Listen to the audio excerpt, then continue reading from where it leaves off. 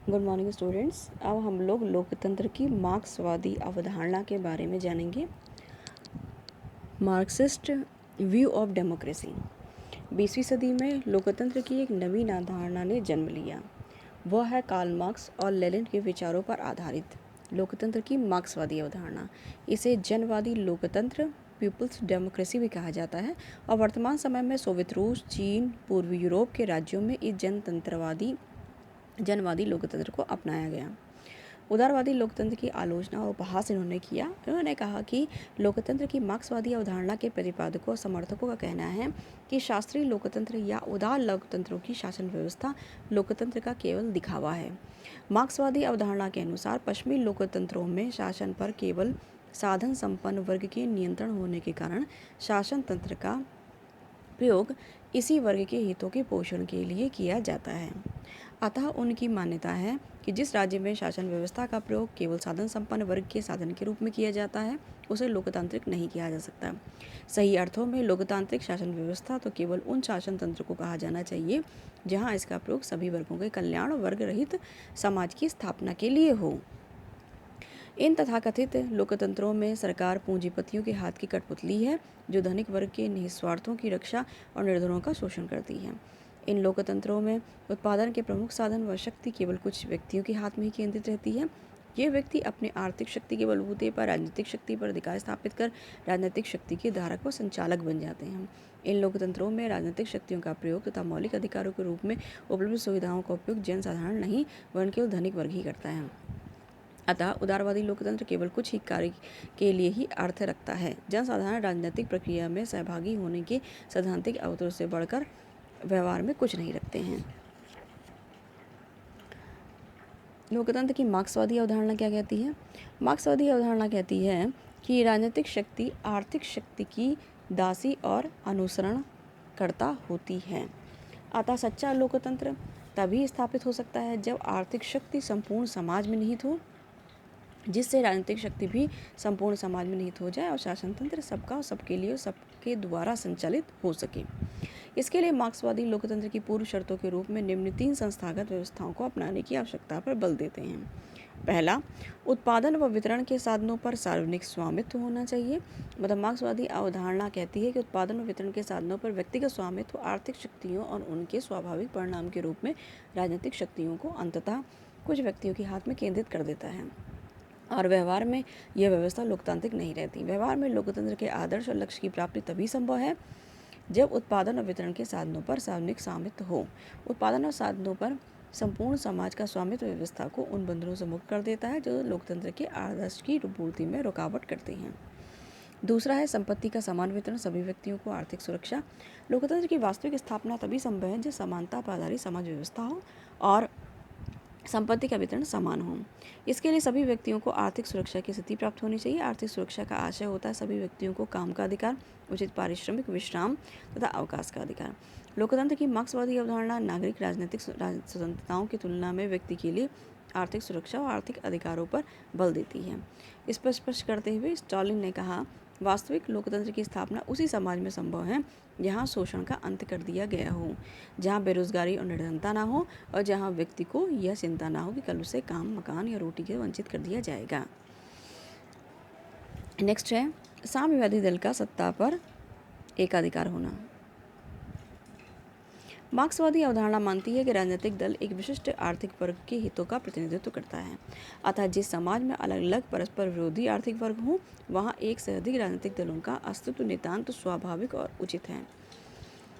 लेकिन आर्थिक समानता पर आधारित साम्यवादी समाज में अलग अलग वर्ग व अलग अलग हित नहीं होते हैं, जिस कारण अलग अलग राजनीतिक दलों के अस्तित्व का मूल आधार ही समाप्त हो जाता है। मार्क्सवादी धारणा मार्क्सवाद पर आधारित लोकतंत्रों में राजनीतिक दलों की अनेकता को स्वीकार नहीं करती। समानता पर आधारित इस समाज में तो संपूर्ण जनता के हितों का प्रतिनिधित्व केवल एक ही दल कर सकता है, वह है साम्यवादी दल। यह साम्यवादी दल सबका सच्चा प्रतिनिधित्व करता है, सबके हित में राजनीतिक शक्तियों का प्रयोग संभव बनाता है। अतः साम्यवादी दल को समस्त राजनीतिक शक्तियों के प्रयोग, निर्देशन, नियंत्रण का एकाधिकार प्राप्त होना चाहिए। ऐसे स्थिति में समाज को लोकतांत्रिक कहा जाता है। एलन बॉल ने मार्क्सवादी अवधारणा पर आधारित लोकतंत्रों के लक्षणों को बताते हुए 4 उदार लोकतंत्रों से अलग पाया है। पहला, व्यक्तिगत और सामाजिक गतिविधि के सभी पहलुओं में से सरकार राजनीतिक रूप से संबद्ध होती है। दूसरा, एक ही राजनीतिक दल विधिक या वास्तविक रूप में प्रभावी होता है। सारी राजनीतिक सक्रियता इसी के माध्यम से गुजरती है और प्रतियोगी नियुक्तियों तथा विरोध के लिए दल की एकमात्र संस्थागत आधार प्रस्तुत करता है। तीसरा, सैद्धांतिक रूप से यह सुस्पष्ट विचारधारा होती है जो इस व्यवस्था में अंतर्गत संपूर्ण राजनीतिक सक्रियता का विनियमन करती है। चौथा, न्यायपालिका तथा जनसंपर्क के सभी माध्यमों पर सरकार का कठोर नियंत्रण होता है और उदारवादी लोकतंत्रों में परिभाषित नागरिक स्वतंत्रता कठोरतापूर्वक काट छाँट दी जाती है। यह एक सर्वाधिकारवादी शासन है जो लोकतंत्री आधार उपलब्ध कराने के उद्देश्य और शासन के व्यापक जनसमर्थन प्राप्त करने हेतु जनसहभागिता सक्रियता को अपनाने पर जोड़ता है। जनता के भाग लेने और जनता की स्वीकृति पर वैधीकरण हो जाता है। इस प्रकार से हमने मार्क्सवादी धारणा पर लोकतंत्रवादी व्यवस्था को भी देखा। अब हम मार्क्सवादी लोकतंत्र की मार्क्सवादी व्यवस्था का मूल्यांकन करते हैं। उन्होंने कहा, मार्क्सवादी विचारक मानते हैं कि लोकतंत्र की मार्क्सवादी अवधारणा और व्यवस्था पश्चिमी देशों के उदारवादी लोकतंत्रों की अपेक्षा कहीं ज़्यादा व्यापक और वास्तविक रूप में लोकतांत्रिक है। लेकिन दूसरी ओर उदारवादी विचारकों का कहना है कि मार्क्सवादी अवधारणा पर आधारित लोकतंत्र का निषेध ही है। जैसे एक दलीय व्यवस्था। राजनीतिक लोकतंत्र का सार शासक वर्ग से असहमत व्यक्तियों द्वारा स्वतंत्रतापूर्वक अपने विचार व्यक्त करने में निहित है। आधुनिक तांत्रिक व्यवस्था का सबसे प्रमुख तत्व संगठित विरोध है। मार्क्सवादी अवधारणा एक दलीय व्यवस्था में विश्वास करती है और इसमें विरोधी दलों का कोई अस्तित्व नहीं होता है। यह एक दलीय व्यवस्था मार्क्सवादी लोकतंत्रों को लोकतांत्रिक राज्यों की श्रेणी से निकालकर फांसीवाद और नाजीवाद राज्यों की पंक्ति में डाल देती है। एक दलीय व्यवस्था के कारण शासन व्यवस्था में जनता की भागीदारी बहुत सीमित हो जाती है। दूसरा मूल्यांकन हुआ कि विचार तथा अभिव्यक्ति की स्वतंत्रता पर नियंत्रण। इसमें कहा गया है कि ये नागरिकों के विचार तथा अभिव्यक्ति की स्वतंत्रता में विश्वास नहीं रखती है। समाचार पत्र, रेडियो, टीवी, अभिव्यक्ति के अन्य सभी साधनों पर सरकार तथा साम्यवादी दल की आलोचना करने का कोई अधिकार प्राप्त नहीं होता है। मार्क्सवादी विधि शास्त्री विशिकी कहते हैं कि हमारे राज्य में निसंदेह उन लोगों को भाषण या समाचार पत्र निकालने की स्वतंत्रता नहीं दी जा सकती जो समाजवाद के शत्रु हैं। व्यवहार में मार्क्सवादी लोकतंत्रों में श्रमिक यूनियनें, युव जनसभाएं, समाचार पत्र, रेडियो, टेलीविजन, शिक्षण संस्थाएं केवल उन्हीं विचारों पर का प्रचार करती है जो साम्यवादी दल के नेताओं के विचारों से मेल खाते हैं। ऐसी स्थिति में इस व्यवस्था को लोकतंत्री नहीं कहा जा सकता है। दूसरा है निजी जीवन में राज्य का अत्यधिक हस्तक्षेप। लोकतंत्र की मूल मान्यता है कि यदि व्यक्ति के निजी जीवन और मामलों, धार्मिक विश्वास, पारिवारिक जीवन आदि में राज्य का हस्तक्षेप नहीं होना चाहिए। लेकिन मार्क्सवादी धारणा धार्मिक स्वतंत्रता पर विश्वास नहीं करती है। इसके विपरीत राज्य द्वारा धर्म, ईश्वर के विरुद्ध प्रचार किया जाता है। राजतंत्र नागरिकों के पारिवारिक जीवन को साम्यवादी ढांचे में ढालने का प्रयत्न करते हैं। सुरक्षा पुलिस को व्यापक शक्तियाँ प्राप्त होती हैं और मनमाने तौर पर व्यक्तियों को निर्बंध करने की स्थितियाँ देखने में आती हैं। ये स्थितियाँ सर्वाधिकारवादी व्यवस्था के ही अनुरूप है, लोकतंत्र के अनुरूप नहीं है। चौथा, न्यायपालिका स्वतंत्र नहीं। स्वतंत्र न्यायपालिका लोकतंत्र का एक प्रमुख उदाहरण रहती है, लेकिन मार्क्सवादी अवधारणा में ये व्यवस्था नहीं दिखाई देती। मार्क्सवादी लोकतंत्रों में न्यायपालिका को सामान्य प्रशासन का एक अंग समझा जाता है, जिसके द्वारा साम्यवादी मान्यता के अनुरूप ही आचरण किया जाता है। ऐसी स्थिति में विवाह, तलाक, दीवानी, फौजदारी के छोटे मामले तो अदालत में निष्पक्षता पूर्वक तय कर सकते हैं, परंतु जहाँ तक शासन की जाति के विरुद्ध नागरिक अधिकारों की रक्षा का प्रश्न है, अदालतें असहाय हैं। वे सरकार के विरुद्ध कोई निर्णय नहीं दे सकती हैं। न्यायपालिका की स्वतंत्रता के अभाव में शासन की मनमानी पर नियंत्रण संभव नहीं है और न ही नागरिक अधिकारों की सुरक्षा संभव है। राज्य व साम्यवादी दल के कार्यकरण में अत्यधिक केंद्रवाद। लोकतंत्र मर्यादित शासन के साथ सत्ता के विकेंद्रीकरण में विश्वास करता है, लेकिन मार्क्सवादी धारणा अमर्यादित सत्ता को जन्म देने के साथ साथ समस्त व्यवस्था में अत्यधिक केंद्रवाद को अपनाती है। मार्क्सवादी धारणा पर आधारित राज्यों में इसे लोकतंत्रात्मक केंद्रवाद का नाम दिया जाता है। व्यवहार में लोकतंत्रात्मक केंद्रवाद में केंद्रवाद को ही प्राथमिक महत्ता दी गई है और समस्त शासन व्यवस्था साम्यवादी दल का संगठन भी अत्यधिक केंद्रित रहा है।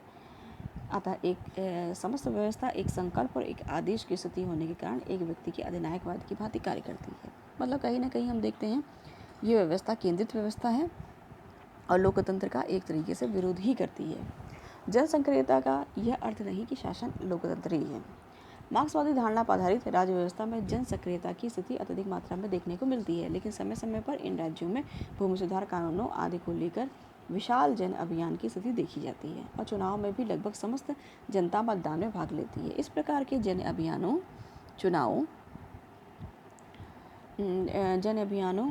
इस तरह के जन अभियानों चुनावों में से शासन की सत्ता का वैधीकरण हो जाता है और ऐसा लगता है कि शासन को व्यापक जन समर्थन प्राप्त है, लेकिन व्यवहार में एक ही राजनीतिक दल का अस्तित्व संभव है तथा जन सक्रियता के मूल तत्व जनता को शासन के विरोध का अधिकार नहीं है। रैल्फ मिलीबैंड ने कहा कि जन सक्रियता का यह अर्थ नहीं है कि शासन वास्तव में लोकतंत्री है। जन सक्रियता के बावजूद यह संभव है कि शासन का लोकतंत्री आधार बहुत कमज़ोर हो चुका है। मार्क्सवादी धारणा पर आधारित लोकतंत्र के समर्थक अपनी शासन व्यवस्था को वस्तुतः बहुजन हिताय बताते हैं और एक प्रकार का लोकतंत्र कहते हैं, परंतु इसे एक उच्च प्रकार का लोकतंत्र नहीं वरन एक विशेष प्रकार की शासन व्यवस्था कहा जा सकता है, जो लोकतंत्र की तुलना में सर्वाधिकारवाद के ही अधिक समीप है। वस्तुस्थिति यह पाई जाती है कि उदारवादी अवधारणा राजनीतिक लोकतंत्र को जन्म देती है, मार्क्सवादी अवधारणा आर्थिक लोकतंत्र को। इस प्रकार ये दोनों अवधारणाएं अधूरे लोकतंत्र को जन्म देती हैं। वास्तविक लोकतंत्र अर्थात न केवल शब्दों वरन व्यवहार में भी जनता के द्वारा और जनता के लिए शासन की स्थापना को संभव बनाता है, जबकि राजनीतिक लोकतंत्र और आर्थिक लोकतंत्र दोनों स्थितियों को एक साथ प्राप्त किया जा सके।